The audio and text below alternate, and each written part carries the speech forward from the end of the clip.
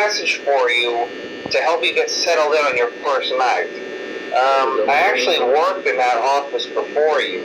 I'm finishing up my last week now, as a matter of fact, so I know it can be a bit overwhelming, but I'm here to tell you there's nothing to worry about.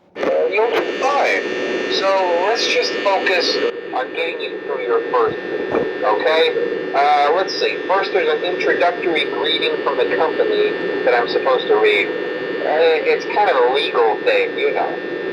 Welcome to Freddy Fazbear's Pizza, a magical place for kids and grown-ups alike, where fantasy and fun come to life. Fazbear Entertainment is not responsible for damage to property or person.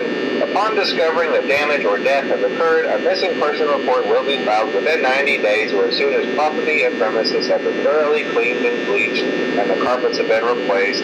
Blah, blah, blah. Now, that might sound bad, I know, but there's really nothing to worry about. The animatronic characters here do get a bit quirky at night, but do I blame them? No. If I were forced to sing those same stupid songs for 20 years and I never got a bath, I'd probably be a bit irritable at night too. So remember, these characters hold a special place in the hearts of children and we need to show them a little respect, right? Okay. So just be aware, the characters do tend to wander a bit. They're left in some kind of free roaming mode at night. Something about their servos locking up if they get turned off for too long. They used to be allowed to walk around during the day too, but then there was the bite of 87. Yeah. It's amazing that the human body can live without the frontal lobe, you know? Now concerning your safety, the only real risk to you as a night watchman here, if any, is the fact that these characters, if they happen to see you after hours, probably won't recognize you as a person. They'll most likely see you as a metal endoskeleton without its costume on.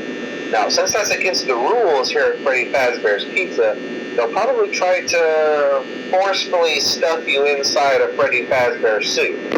Now, that wouldn't be so bad if the suits themselves weren't filled with cross beams, wires, and animatronic devices, especially around the facial area. So you can imagine how having your head forcefully pressed inside one of those could cause a bit of discomfort and death. The only parts of you that would likely see the light of day again would be your eyeballs and teeth that pop out the front of the mask. Yeah, they don't tell you these things when you sign up. But hey, first station of the breeze. I'll chat with you tomorrow.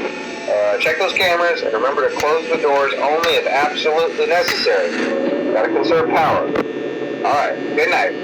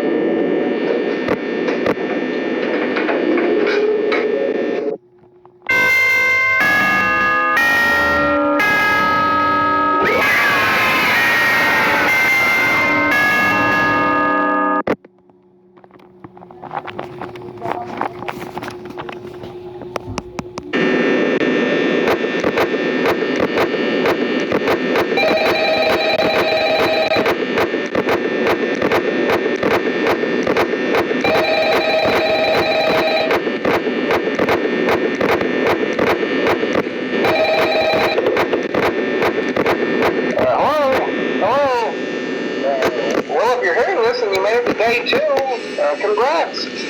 I won't talk quite as long this time since Freddy and his friends tend to become more active as the week progresses. It might be a good idea to peek at those cameras while I talk, just to make sure everyone's in their proper place, you know. Interestingly enough, Freddy himself doesn't come on stage very often. I've heard he becomes a lot more active in the dark, though, so hey, I guess that's one more reason not to run out of power, right? I also want to emphasize the importance of using your door lights. There are blind spots in your camera view, and those blind spots happen to be right outside your doors. So if you can't find something or someone on your cameras, be sure to check the door light. You might only have a few seconds to react. Not that you would be in any danger, of course. I'm not implying that. Also, check on the curtain in Pirate Cove from time to time. The character in there seems unique in that he becomes more active if the cameras remain off for long periods of time. I guess he doesn't like being watched.